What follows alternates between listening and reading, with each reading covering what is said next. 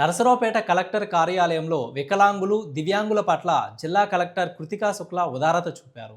వారి సమస్యల పట్ల ప్రత్యేక శ్రద్ధ చూపుతూ స్వయంగా వారి వద్దకు వెళ్లి అర్జీలు స్వీకరించారు. ఈ సందర్భంగా దివ్యాంగులతో మాట్లాడి వారి సమస్యలను అడిగి తెలుసుకున్నారు.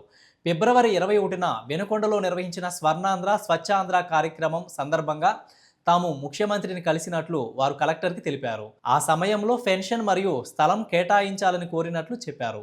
దివ్యాంగుల సమస్యలను పరిష్కరించేందుకు తగిన చర్యలు తీసుకుంటామని జిల్లా కలెక్టర్ తెలిపారు.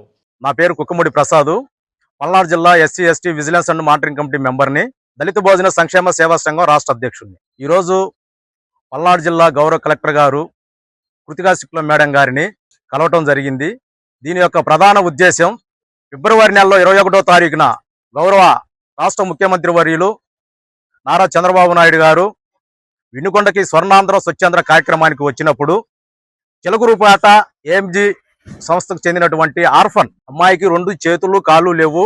ఆమె ఆర్థిక స్థితిగతులు బాగాలేదు. ఆమెకు 6,000 రూపాయలే పెన్షన్ వస్తుంది. ఉండటానికి ఇల్లు లేదు. ఆర్థిక ఇబ్బందులు కొట్టుమిట్టులాడుతున్న క్రమంలో ఆ రోజు గౌరవ సీఎం గారిని కలిసి విన్నపాన్ని తెలియజేసుకోవడం జరిగింది. స్టెల్లా అనే ఈ యొక్క పాప 27 సంవత్సరాలు. సీఎం గారు ఆమె చెప్పినటువంటి విషయాలన్నింటినీ కూడా క్షుణ్ణంగా విని వెంటనే గౌరవ కలెక్టర్ గారికి ఆదేశాలు జారీ చేయడం జరిగింది. ప్రధానంగా 4 విషయాలు ఆమె ముఖ్యమంత్రి గారి నోటీసులు చెప్పడం జరిగింది. 1, 35 కేజీల రైస్ కార్డు కావాలని, 2 ఉద్యోగం కావాలని, పక్కా ఇల్లు, ఇంటి స్థలం 1 కావాలని చెప్పడం జరిగింది. అలాగే 15,000 రూపాయల పెన్షన్ కావాలని ఆ రోజు సీఎం గారి దృష్టికి తీసుకువెళ్ళగా ఆ విషయాన్ని మరలా మేము ఈరోజు గౌరవ కలెక్టర్ గారి నోటీసులో మరి ఫాలోఅప్ చేసుకోవడానికి ఆమెను తీసుకొని ఈరోజు ఏఎంజీ సిబ్బందితో పాటు మా మిత్రులు SC ST vigilance and monitoring committee మెంబర్లు అందరం కలిసి ఒక లెటర్ ఇస్తే అప్పటికప్పుడు మేడం గారు స్పందించి వెంటనే సంబంధిత అధికారులకు ఆదేశాలు జారీ చేయడం జరిగింది.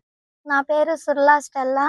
నేను మొన్న వినకొండలో 21వ తారీఖు ఫిబ్రవరి నెలలో 2026 సంవత్సరం ముఖ్యమంత్రి గారి వాళ్ళ మీటింగ్కి నేను వెళ్ళాను.